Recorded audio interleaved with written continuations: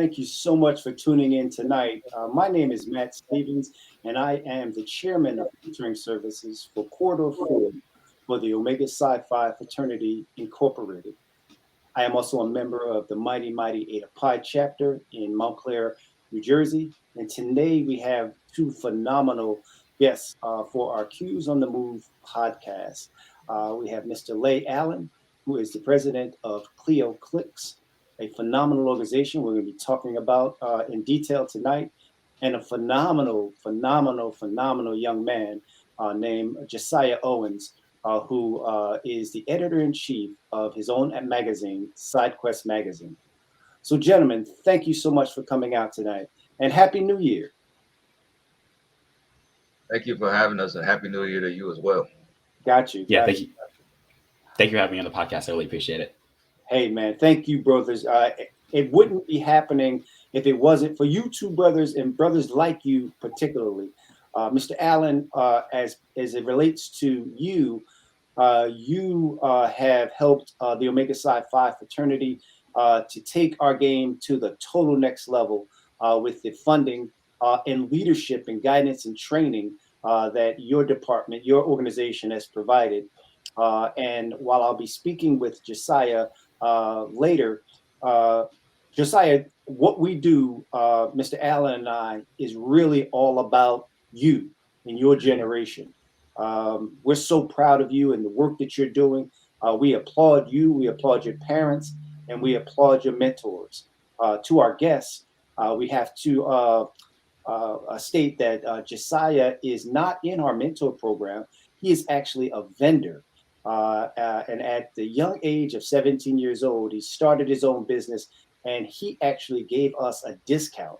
So I'm going to give him a little time towards the end to give a shout out to his mentors as well as his parents. But Lay, I'd like to kind of start with you. So tell us a little bit about what CLIX is, and what do you actually do with the organization? Great. Well, thanks again for having me and inviting us to participate on tonight's podcast, Matt. As a proud longtime member of a different Black Greek letter fraternity, it means a lot to be asked to join you guys in dialogue about some important programs and subject matter. So thanks again. And CLIX, first established in 2014, CLIX, or Clio Legally Inspired College Cohorts of Students, long name, is a regional-based mentoring program for high school students. Okay, we're having some technical problems. Lay has been cut out. And so while he's coming back in, Josiah, we've had some technical problems. Would you tell us a little bit about SideQuest Magazine? What is SideQuest Magazine? Well, SideQuest Magazine is designed for the best quests for video games and anime. It's a digital interactive magazine that I created. A bit of the inspiration for the magazine and why I started it was I saw a bit of a void in the space when it came to the conversations I've had between friends when it comes to video games and anime. And with our age group being the main consumer, out of the $180 billion video games made last year and $25 billion video games made anime made last year, we're the main consumer. So I found it really weird that our voice wasn't really being heard. So I wanted to try to create a space for that while also doing it from a broader scope of diversity. Sounds like a winner, man. And tell us a little bit about you, man. How old are you? What grade are you in? What do you love to do? Well, I'm 17 now. I started the magazine when I was 16. Like most kids, I'm into video games and anime, and I just kind of wanted to take that passion, and try to create something from it. Got you. Well, a lot of people on the line tonight are my age, and so they don't really know what anime is. I didn't know until I met you, and I'm a little confused about what it is. Could you give us a little direction or advice on what is anime? Well, I guess the best way to describe it would be, I guess the nearest comparison would be cartoons. I guess more mature, usually picture cartoons compared to, I guess Japanese cartoons would be the easiest way to explain it. It's kind of a long explanation if we were to really get into it, but I think that's like the easiest way for most people to understand. Okay, and is the Japanese cartoon any different than the Korean cartoon or the African cartoon or the Italian cartoon? What makes Japanese cartoons so different? I think it's part of the culture, really. I think obviously it's across the world, Japan, but I think the culture and their style of animation is very distinct from any other animation in any other country. So they really kind of sticks out. Like that's other than um, most of the cartoons, they usually have a specific style and are consistent throughout. So you can usually always like pick out, okay, this is an anime for sure. So that's why it's kind of like, I guess you could say blown up, and it's kind of it's kind of like structured itself in a way where it can always be identified, and it's definitely a growing space for sure. Okay. And you said you started getting into it around 16 years old? Well, I started the magazine when I was 16. I've been an anime and video game fan for a long time, maybe like since I was like 10, probably 10, and even before then, to be honest. Oh wow, man, that's great. I never thought, when I was your age and watching Bugs Bunny, that I'd be able to take it to the next level. But I'm glad to see that your generation is doing these great things. Um, and you are a senior in high school now, correct? Yes, And what high school do you go to? I got to Columbia High School in Maplewood, And what town is that in? Maplewood, New Jersey. Maplewood, New Jersey. And you're looking to go to college next year? Yes, I'd like to go for my master's in business and go for an MBA. Um, I'm going to also be starting this fall, so it's kind of exciting. Oh man, congratulations, man. Well, we definitely want to talk to you about our scholarship. Can you use some money? Definitely. Okay, so we're going to talk offline about our scholarship, but hopefully you can apply. We'd love to consider you as one of the young people who we provide funding for to move into college. Um, but have you made a decision on where you want to go? Not of yet. I haven't gotten all my acceptance letters back. I've gotten a few, but I'm still waiting to hear back from everyone to kind of make a decision. Okay, and what is gearing your decisions? Like, what are you looking for in a college program? Um, right now, I would say definitely a 5-year program. My goal is to really get my master's and kind of just run with it. But definitely a 5 years program, and having good options for internships. Having good internship programs is definitely a big part of that, because this is mostly connections. Getting those connections early on definitely does help. I feel like those are the two key parts I've been looking for the most. And your internships are going to be geared towards anime, or are you looking to do internships in other areas? Internships just towards general business. It's not exactly like anime or video game specific. It's just business in general. Okay, great. All right, well, I want to definitely continue to talk with you about that. We'll talk offline, but some good news, man. I just started a new position at a university at Bloomfield College, and one of the things that I'm doing is I'm managing all of the mentor programs there, and as a part of that, we are engaging the local businesses to mentor the young people who are at the college. Oh, wow. Regardless of where you go, we would love to connect you with a mentor, whether it be with the Black MBA Association. We have members that are involved in that activity, or some other organization that would be of interest. And so, as we continue to move forward and work together, I want to stay in contact with you so that I can try and connect you with some of the contacts that we have as it relates to mentoring. That sounds great. Oh, right. So, who influenced you to want to start your own company? Well, I would say definitely my parents for sure. They've been a huge influence on me, and encouraging me and helping with everything I do. And then also an experience I had when I was younger. I was hospitalized at Johns Hopkins Hospital for a few weeks, and the doctor I had at the time, who was in the last week of his residency, took the time out of his day to sit down and play video games with me, and that really had a positive effect on me. helped me de-stress during the situation and everything. And not only that, but at the hospital they also had an arcade there for kids to use and help them de-stress and brighten their mood regardless of their situation.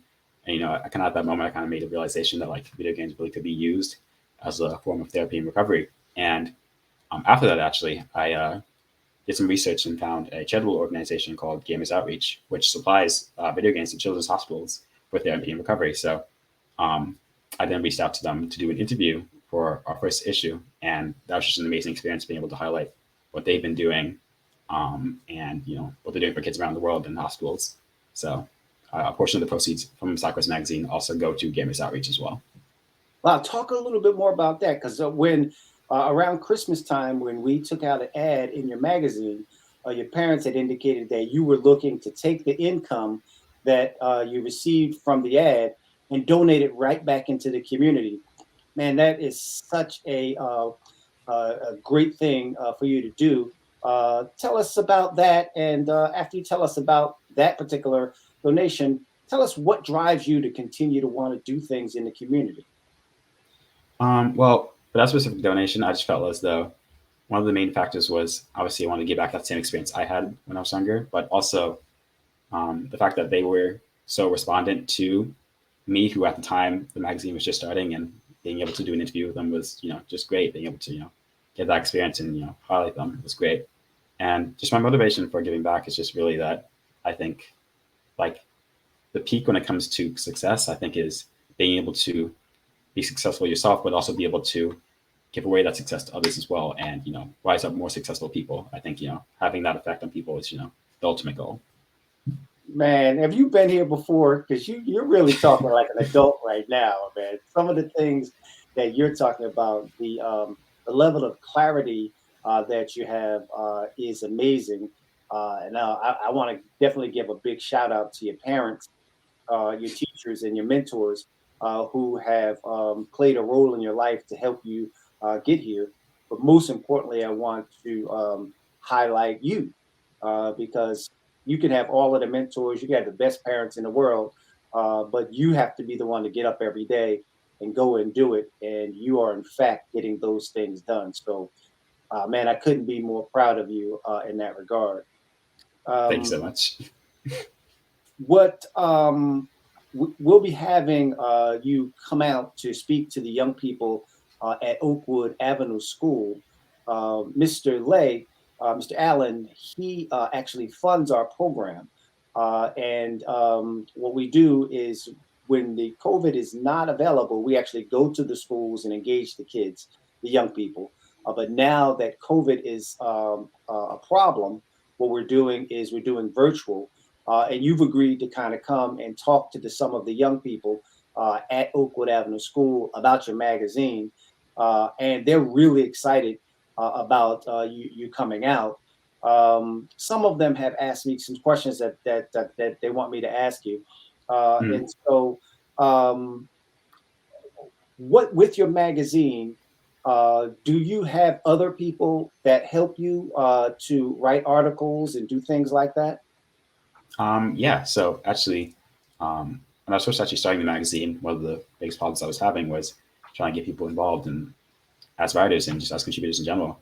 And the way I kind of solved that was I structured the magazine like a club, so kids can go on the website and register to be contributing writers and contribute to the magazine and the story. So like right now, our pages have increased because we have contributing writers writing stories, and having us being able to help highlight those voices is just an amazing experience. Being able to see us all grow from issue to issue is just great, and that whole experience is just been awesome. Being able to work with people. Wow. Well, there's a bunch of young people in our group that are going to be asking you all kinds of questions as it relates to those things. They're going to be looking for opportunities to write articles as well as to participate in other ways. What are some of the other job opportunities or opportunities to participate in your magazine? I know you have to have somebody to write. Do you need graphic designers, editors? What are some of the other jobs that are associated with putting a magazine together? Well, there's a few. having people manage the social media accounts, graphic design, like you said, having graphic design logos for the magazine itself, writers for stories, and we have some of the, we already have some of those. Like I have someone who's doing social media and someone who's helps edit the magazine as well. So there are a few roles and stuff like that, but if you're interested in the magazine and at all, and in writing or contributing at all, you can just go on the website and let us know who you are, and I'd love to meet you and see if you're interested. Okay. Who does your graphic design? So my mom was actually teaching me and working on all the graphic design for the magazine. I did a bit I've been learning a bit from her because she's like the expert, and it's been really fun to work with her. I remember one of the first experiences was us working on the logo and getting it up. Like we went through like 5-6 different logos. So trying to figure out, okay, well, this is a bit too much blue, this is too much wordy, and getting all those experiences from this project over the last like 2 years has just been great. Trying to build the business from the ground up and seeing where it is now. It's just it's really fulfilling. Okay. Where do you see the magazine when you go to college? Are you going to continue to work with it? So in the next 5 years, kind of like the business plan for the SideQuest brand, I'd love to expand it into an agency where we develop new content platforms, games, and technology from a broad scope of diversity while still being on the cutting edge of what we're doing. Okay. All right. And so you'll be able to actually, are you going to live on campus or are you going to commute? Depends on the college. Okay. All right. What is your preference? Do you want to live on the campus or do you want to commute? I know with COVID right now is a little tight, Yeah. I don't know. I think it definitely depends on the school. If I were to go local, I would probably commute. But if I were to go out of state, well, I would have to go on campus. So. Absolutely. Are you driving yet? I'm almost have my license. COVID kind of cut that off right when I was about to take my test, so it's kind of been a mess trying to get appointments and everything. So I should be able to have my license next few months, hopefully. Doggone COVID. COVID messes up everything. So this year will your school have a prom and all that kind of stuff? Yeah, it seems like everything's planned to be the case. I think they already have a date in place and everything, so it seems like everything should be fine. Obviously, circumstances change, but I'm hoping for the best.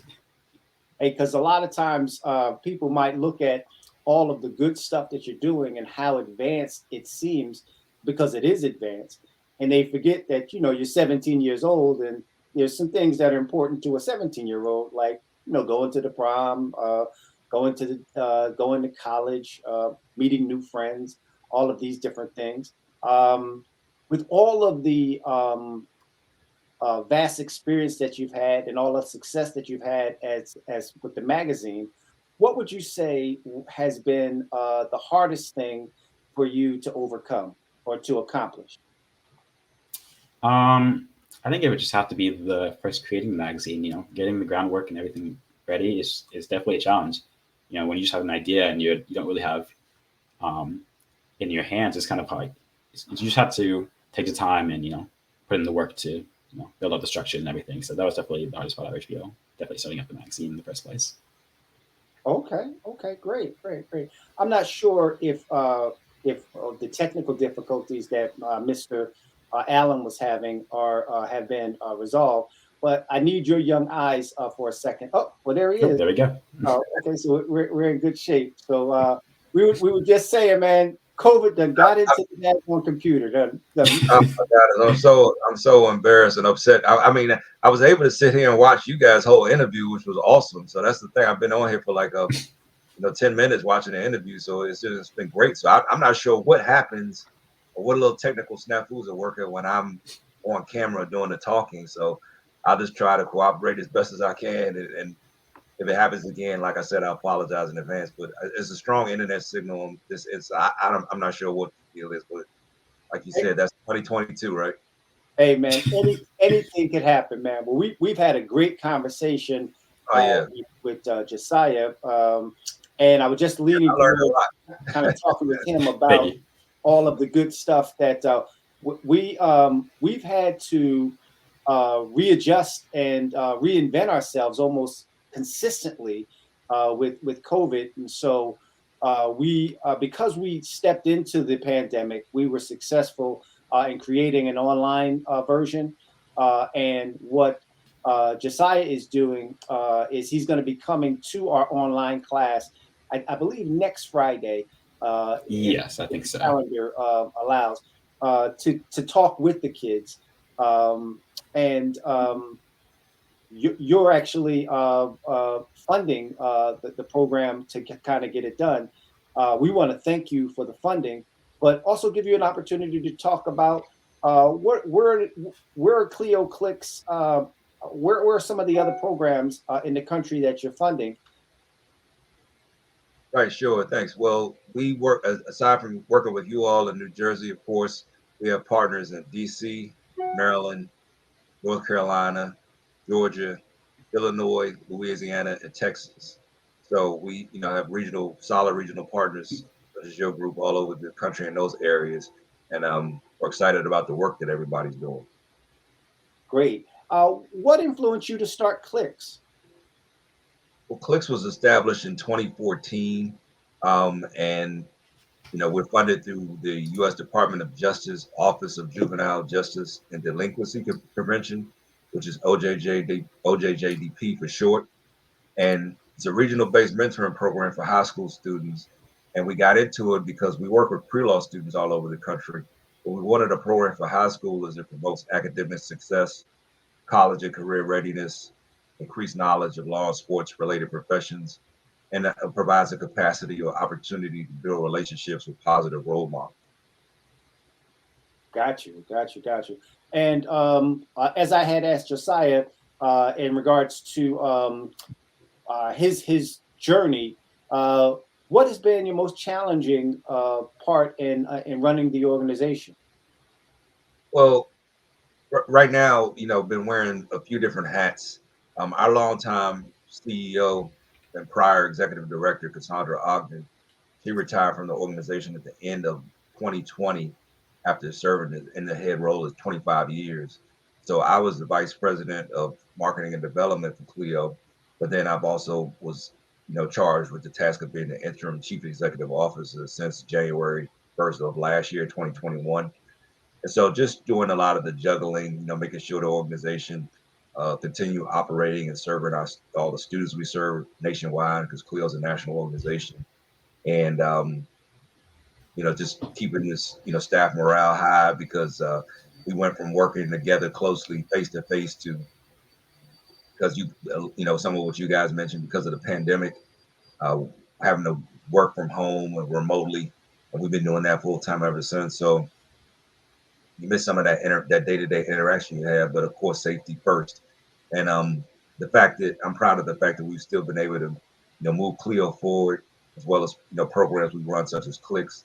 We run several other programs, but just the fact that we've still been able to serve our student body is means a lot to us, and that's one of the obviously biggest challenges we deal with. Great.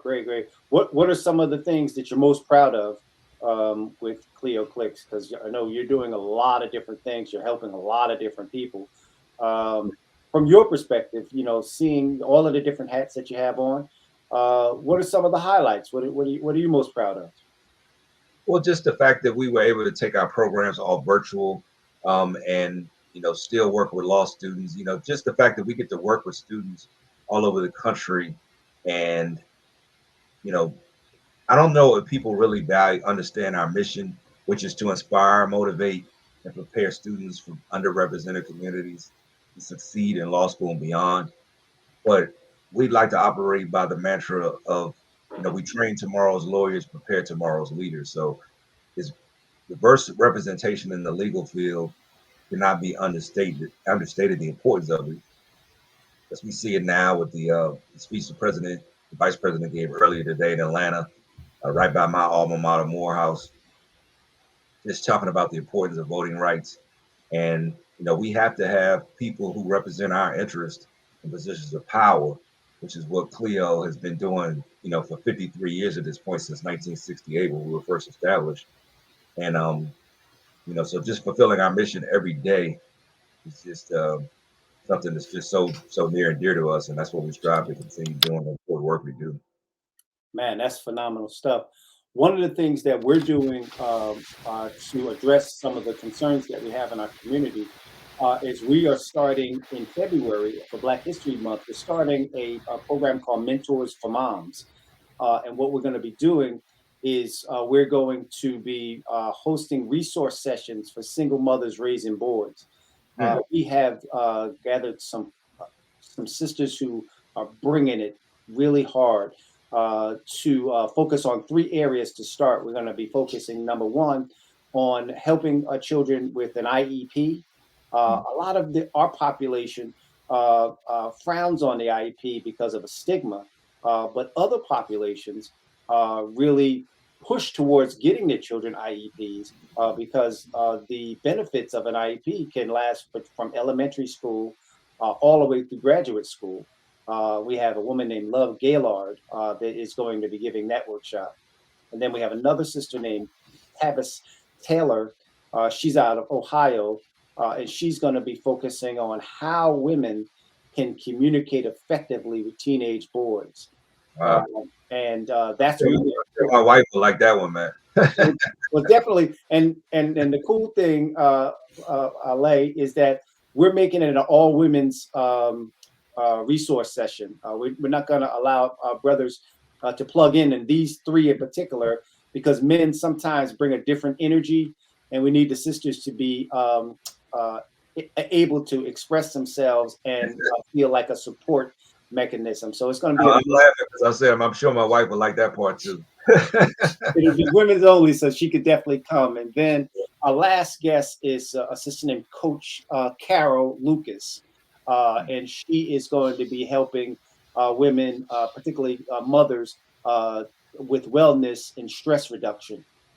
So, man, we can't be more excited. And I'm just checking the time to see where we're at. We have 1 minute left. So, gentlemen, I appreciate the opportunity for both of you to come out and engage in this activity.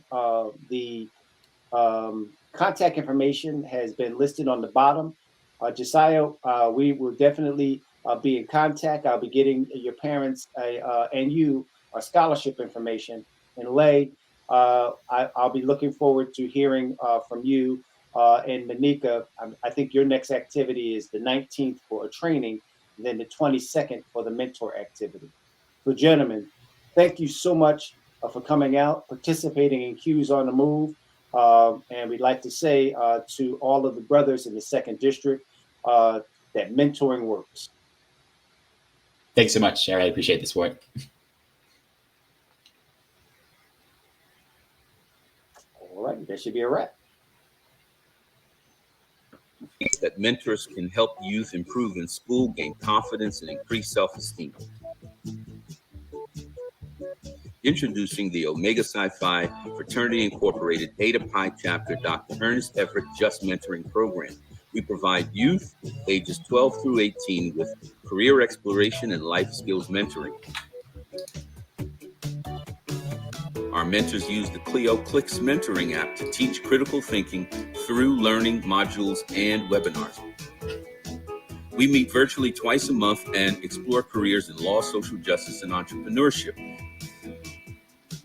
These activities support the fraternity's 4 cardinal principles: manhood, scholarship, perseverance, and uplift. Register today for the Dr. Ernest Everett Just Mentoring Program.